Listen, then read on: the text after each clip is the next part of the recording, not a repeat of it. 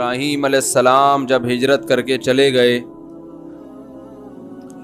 ابراہیم علیہ السلام کے بھانجے تھے حضرت لوط علیہ السلام.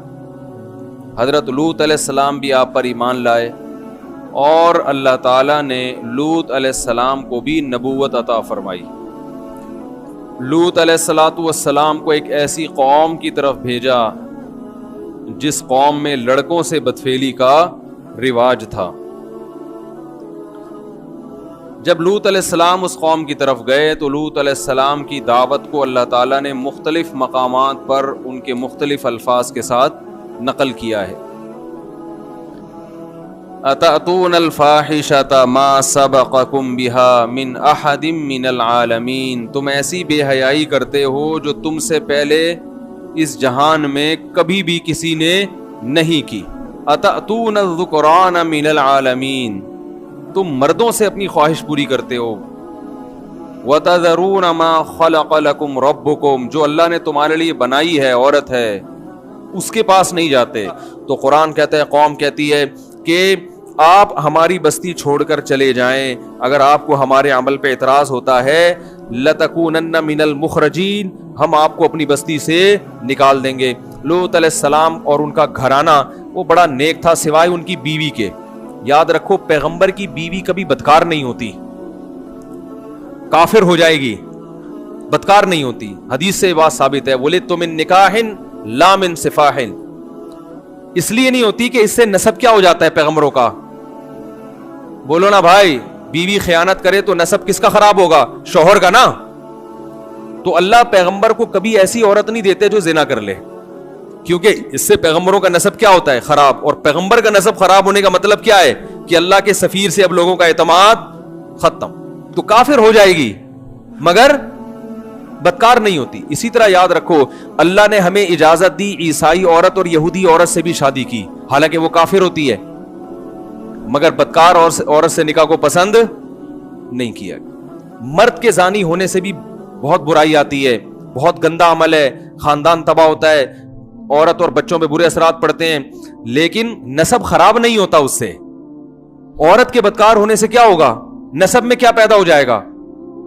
شک پیدا ہو جائے گا. اس لیے شریعت نے مرد اگر زنا کرے 4 گواہ ہوں گے تو اس کو سزا دی جائے گی، عورت زنا کرے 4 گواہ ہوں گے تو سزا دی جائے گی. لیکن اگر شوہر زنا کرے 4 گواہ نہیں ہے تو بیوی سزا نہیں دلوا سکتی، مگر بیوی گناہ کرے زنا کرے 4 گواہ نہیں بھی ہیں تو شوہر لعان کے ذریعے سزا دلوا سکتا ہے. سمجھ میں نہیں آ رہی بات؟ اس لیے کہ شوہر نے اگر زنا کیا تو بیوی کا نسب تھوڑی خراب ہو رہا ہے، اس سے اولاد پر شبہ نہیں آ رہا. لیکن بیوی اگر زنا کر رہی ہے تو شوہر کا نقصان کیا ہو رہا ہے؟ بچوں میں نسب میں گڑبڑ پیدا ہو رہی ہے نا، شبہ پیدا ہو رہا ہے. تو اس لیے یہاں شریعت نے مرد کو حق عورت کی نسبت زیادہ دیا ہے کہ مرد اپنی بیوی پہ زنا کی حد جاری کروا سکتا ہے کہ اس نے مجھ سے جو ایگریمنٹ ہوا تھا اس کی خلاف ورزی کی ہے، لیکن عورت اپنے شوہر پہ زنا کی حد جاری نہیں کروا سکتی جب تک 4 گواہ نہ ہو اس کے پاس. بات آ رہی ہے سمجھ میں؟ تو اس لیے عورت کے لیے یہ عمل اس لیے زیادہ برا ہے کہ اس سے نسب میں کیا پیدا ہوتا ہے؟ خلب. تو پیغمبروں کی بیویاں کافر تو گزری ہیں مگر زانی نہیں گزری. تو لوط علیہ السلام کی بیوی میں برائی یہ تھی کہ وہ زنا تو نہیں کرتی تھی مگر وہ لوگوں کو پتہ بتایا کرتی تھی لڑکوں کا کہ فلاں علاقے میں خوبصورت لڑکا ہے. کوئی بھی اس کو ہوتا ہے نا کہ یہ والا کام کہ تم ادھر پہنچ جاؤ، ایسا کرو. زنا تو اس قوم میں ویسے ہی نہیں تھا، عورت کی رغبت ہی نہیں تھی. تو لوط علیہ السلام کے جتنے اہل و عیال تھے سب حضرت لوط علیہ السلام کو مانتے تھے. اللہ نے اس خاندان کو اس برائی سے بچایا، لیکن لوط علیہ السلام کی بیوی آپ کی بیوی ہو کر لوگوں کو لڑکوں کا پتہ بتایا کرتی تھی. اللہ نے لوط علیہ السلام کو بتا دیا کہ جب عذاب آئے گا تو آپ کے پورے خاندان کو بچاؤں گا مگر آپ کی بیوی کو نہیں یہ ہلاک ہوگی اسی عذاب. تو قرآن کے الفاظ دیکھیں کہ اللہ تعالیٰ نے خوبصورت لڑکے بھیجے، یعنی فرشتے بھیجے خوبصورت لڑکوں کی شکل میں. وہ فرشتے پہلے ابراہیم علیہ السلام کے پاس آئے، حضرت ابراہیم نے ان کو پہچاننے سے انکار کر دیا، وہ تو جانتے نہیں تھے وہ کیونکہ انسانی شکل میں آئے تھے. ابھی وہ آ کے بیٹھے ہی ہیں. قرآن کہہ رہے فما لبث ان جاء بعجل حنیذ، کہ اچانک بھنا ہوا بچڑا لا کے ان کے سامنے رکھ دیا. حالانکہ جب کوئی مہمان گھر میں آتا ہے پہلے آپ پوچھتے ہیں بھائی کیسے آنا ہوا، کہاں سے آنا ہوا، اور خیریت، کھانا کھائیں گے، یہ پوچھتے ہیں نا. لیکن قرآن میں جہاں بھی یہ واقعہ بیان ہوا کہ وہ آئے ہیں انسانی شکل میں, ابھی بیٹھے ہی ہیں کہ بھنا ہوا بچڑا سامنے. یہ ابراہیم علیہ السلام کی سخاوت کو ہائی لائٹ کیا جا رہا ہے کہ بھائی ان کو یہ اندازہ ہو گیا ہے تو یہ اس علاقے کے نہیں, کیونکہ میں ان کو پہچانتا نہیں ہوں, تو بھوک لگی رہی ہوگی, تو پوچھنے کی ضرورت نہیں ہے, ایسا نہ ہو تکلف میں منع کر دیں, بھنا ہوا بچڑا فوراً سامو. ہم بکرے کو روتے ہیں اور وہاں کیا ہوا, حالانکہ غریب سے ابراہیم علیہ السلام بچڑا لا کے رکھ دیا, لے وہی کھایا. ہمارے یہاں کیا ہوتا ہے, ایک صاحب کہنے لگے میں گیا اپنے رشتہ داروں کے گھر, انہوں نے کہا آپ نے کھانا کھا لیا ہے, میں نے کہا ہاں, میں نے کہا نہیں, کہنے کھایا ہوتا تو چائے پلاتا آپ, کہنے کھانے سے بھی گئے اور چائے سے بھی, کھانے سے بھی گئے اور چائے سے بھی گئے. اچھا خیر, تو فما لبثا, ابھی ٹھہرے ہی نہیں ہے کہ بنا ہوا بچڑا سامنے لا کے رکھ دیا. فلما رأى أيديهم لا تصل إليهم, جب دیکھا کہ ان کے ہاتھ اس کی طرف بڑھتے ہی نہیں ہیں, لیکن قرآن کہہ رہا ہے کہ ذرہ برابر بھی ہاتھ نہیں بڑھا ہے. اب ابراہیم علیہ السلام خوف زدہ ہوئے کہ یہ تو بالکل بھی ہاتھ نہیں بڑھا رہے, کہ دشمن تو نہیں ہے, یہ کیا ہے. اس لیے کہ اس زمانے میں دستور تھا کہ جو جس گھر میں کھانا کھا لیا کرتا تھا پھر وہاں سے دشمن کبھی نہیں کھانا کھاتا تھا. وہ کہتے یار ہم جس پلیٹ میں کھانا کھائیں اسی میں چھید کریں, یہ کیسے ہو سکتا ہے, ہم تو لڑنے کے لیے آئے ہیں نا. تو اب ابراہیم علیہ السلام خوف زدہ ہو گئے کہ یہ کوئی نقصان پہنچانے آئے ہیں, اجنبی ہیں, اس علاقے کے بھی نہیں ہیں, پتہ نہیں کیا مجھے نقصان نہ پہنچا دیں. تو اوجس منہم خیفہ قالوا لا تخف, کہنے لگے گھبرائیے مت, انا رسول ربک, ہم اللہ کے بھیجے ہوئے فرشتے ہیں, انسان نہیں ہے, ہمارے لیے بچڑا اور پتھر برابر ہے. بھائی کیوں آئے ہو پھر, کہنے لگے ہم فرشتے ہیں, انسانی شکل میں آئے ہیں آپ کو خوشخبری دینے کے لیے. اور پہلے اپنا اصل مقصد بتایا کہ ہم آئے ہیں لوط علیہ السلام کی قوم کو تباہ کرنے کے لیے. ابھی ہم یہاں سے کہاں جائیں گے, قوم لوط کے پاس, اور اس قوم کو ہم تباہ کر دیں گے. اللہ فرماتے ہیں ابراہیم علیہ السلام جھگڑنے لگے. الفاظ دیکھیں قرآن کے, یجادلونا, ہم سے جھگڑنے لگے. کس سے, اللہ سے. اصل میں جھگڑتے نہیں, یعنی وہ بار بار یہ کہنے لگے کہ کسی طرح وہ قوم بچ جائے. تو اتنا اللہ کے پیچھے پڑے کہ اللہ نے اس عمل کو جھگڑنے سے تعبیر کیے. تو ابراہیم علیہ السلام کے دل میں ایسا جذبہ پیدا ہوا کہ کسی طرح یہ قوم تباہی سے بچ جائے. تو پھر کہنے لگے اس میں تو قوم لوط بھی ہیں اور اس میں تو ان کے اہل و عیال بھی ہیں. اللہ نے فرمایا نحن اعلم بمن فی, ہمیں پتہ ہے کون کون ہے, کس کو بچانا ہے, آپ اس کی فکر نہ کریں. ان ابراہیم لأواہ حلیم, اللہ فرماتے ہیں ابراہیم بڑے نرم دل اور بہت زیادہ برداشت کرنے والے تھے. پھر بشارت دی گئی ان کو کہ ہم آپ کو بھی ایک خوشخبری دینے کے لیے آئے ہیں, اور وہ خوشخبری کیا ہے کہ اللہ آپ کو اولاد دے گا. وہ اولاد کون ہوگی, اسحاق, پیغمبر ہوں گے, اور اسحاق کے پھر اولاد ہوگی یعقوب. یہ دونوں, آپ کا بیٹا بھی پیغمبر اور آپ کا پوتا بھی پیغمبر. اب جب ابراہیم علیہ السلام کو یہ خوشخبری سنائی تو آپ کی جو زوجہ تھیں حضرت سارہ, وہ بوڑھی ہو چکی تھی, جو آپ کی پہلی بیوی تھی, وہ دروازے کے کنارے پہ کھڑی ہوئی. تو فسکت وجہہا, انہوں نے اپنا ماتھا ایسے کر کے, جیسے بوڑھی عورتیں نہیں ہائے ناس, اور کہنے گے یا ویلتا, ہائے بدبختی, ہائے تیرا ناس ہو, ایسے کہتے ہیں نا, ارے ناس ہو تیرا, کیسی باتیں کر رہے, الیدو, میں بچہ جنوں گی, وانا عجوز, میں بالکل بڈھی ہو گئی, وہذا بالی شیخا, اور یہ والا میرا میاں, اشارہ کر کے کہہ رہی, اور یہ میرا میاں جو بوڑھا ہو چکا ہے, یعنی کیسی باتیں کر رہے ہو.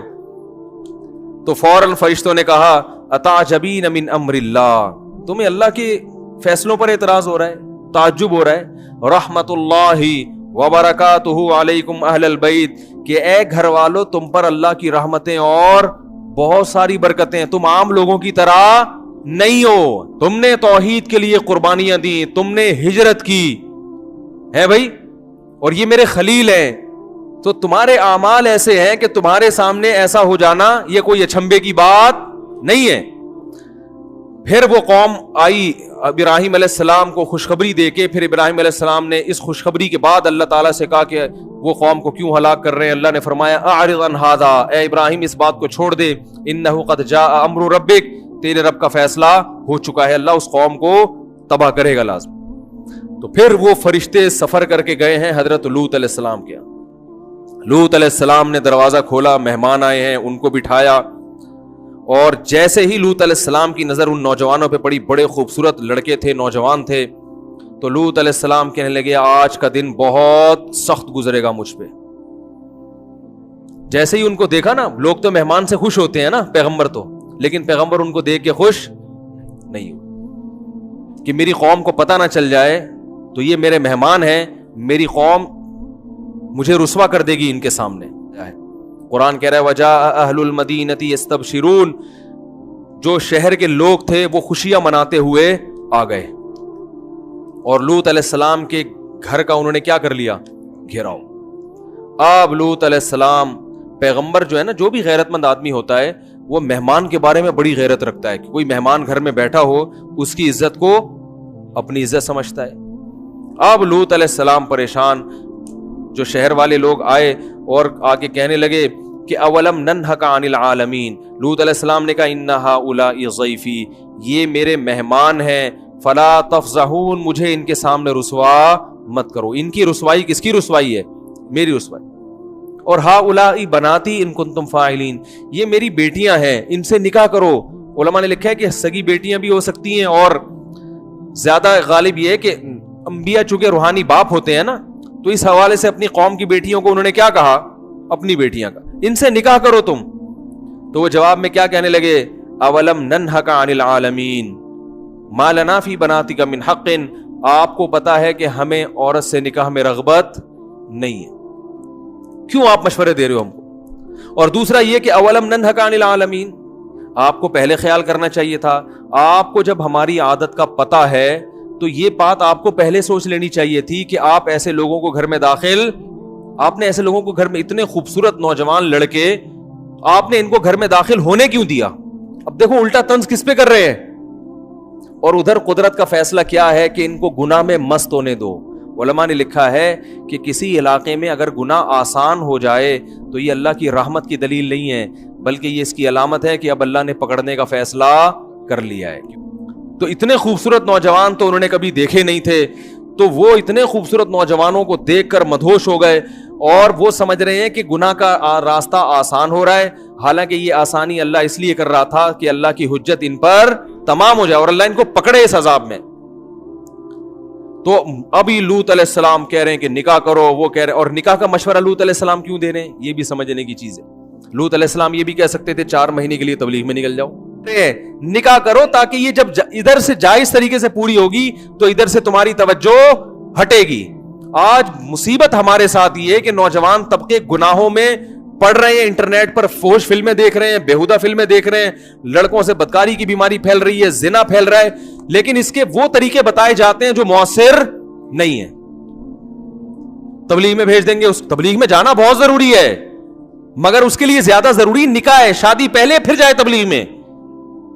وہ اس حالت میں تبلیغ میں چلا گیا, فائدہ یقیناً ہوگا, لیکن عین ممکن ہے وہاں کسی کو خراب کر کے آ جائیے. ہوتا ہے ایسا بھی, وہاں بھی کسی کو خراب کر کے آ سکتا ہے. تو بھائی جو اللہ نے جائز, پہلے کس کو فوکس کرو, سمجھ رہے. تو لوط علیہ السلام کیا کہہ رہے ہیں, نکاح کرو نکاح, لیکن وہ قوم کہہ رہی ہے کہ ہمیں رغبت نہیں ہے. قرآن کہتا ہے لعمرک انہم لفی سکرتہم یعمہون, اے محمد صلی اللہ علیہ وسلم ہمیں آپ کی عمر کی قسم, وہ نشے میں مدہوش تھے, انہیں پیغمبر کی قسم پرسی اور ان کی بیچارگی پہ ذرا بھی ترس نہیں آ رہا تھا. اور ادھر لوط علیہ السلام کہہ رہے تھے لو ان بی قوتن, کاش میرے بازوؤں میں طاقت ہوتی, میرا کوئی مضبوط قبیلہ ہوتا تو میں آج تم سے انتقام لیتا, میں کمزور ہوں, کچھ نہیں کر پا رہا. میں قبیلہ بھی اللہ کی بڑی نعمت ہے بھائی, خاندان بڑا ہونا بھی اللہ کی نعمت. وہ تو ہجرت کر کے آئے تھے نا لوط علیہ السلام, اس لیے وہاں کوئی بڑا خاندان ہی نہیں تھا ان کا. تو جب اللہ نے لوط علیہ السلام کی یہ حالت دیکھی, دیکھو اللہ بھی کیسا آزماتے ہیں اپنے بندوں کو. اللہ پہلے ہی لوط علیہ السلام کو بتا دیتے, اتنا پریشان ہونے سے پہلے بتا دیتے کہ یہ کیا ہے, فرشتے ہیں, یہ لڑکے تھوڑی ہیں. لیکن اللہ نے نہیں بتایا, کیونکہ اللہ بھی اپنے بندوں کو آزماتے ہیں.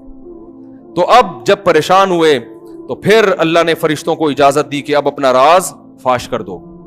فرشتوں نے کہا یا لوط انا رسول ربک, اے لوط ہم تیرے رب کے بھیجے ہوئے فرشتے ہیں, ہم نوجوان لڑکے نہیں ہیں. لن یصلوا الیک, یہ ہرگز تیری طرف نہیں پہنچ سکتے, یہ آ ہی نہیں سکتے یہاں. بہت طاقت دی اللہ نے ہمیں, یہ تو ہم اس روپ میں آئے ہیں, ہماری طاقت کا اندازہ نہیں ہو رہا. ہمیں اللہ نے یہ طاقت دی ہے کہ ہم ایک ہاتھ پہ اس زمین کو اٹھا کے الٹا دے کے پٹک دیں. فرشتوں کو اللہ نے بڑی طاقتیں دی ہیں. اب کرنا کیا ہے؟ فَأَسْرِ بِأَهْلِكَ بِقِطْعٍ مِّنَ اللَّيْلِ, رات کے تھوڑے سے حصے میں اس گھر میں آپ کے جتنے اہل و عیال, بچے اور والدین جو بھی ہوں گے, ان سب کو لے کے آپ نکل جائیں. ہوگا کیا؟ گھیراؤ ہے, اللہ ان کی آنکھیں اندھی کر دے گا, ان کو آپ باہر نکلتے ہوئے نظر نہیں آئیں. اور یہ اسی طرح خوشیاں مناتے رہیں گے. یہ یستبشرون ہے نا, یہ خوش رہیں گے حالانکہ آپ گھر سے باہر جا چکے ہوں گے, صرف ہم گھر کے اندر ہوں گے. یہ اسی طرح خوشیاں منا رہے ہوں گے, ان کو آپ باہر جاتے ہوئے نظر نہیں آؤ گے.